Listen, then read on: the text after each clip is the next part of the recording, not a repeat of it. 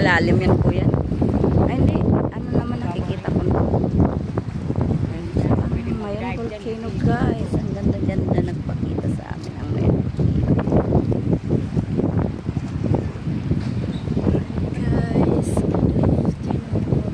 Dito po kami sa Mayon volcano. Kahit mainit nandito kami.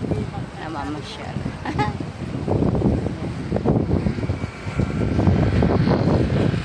Yan ang dagat po.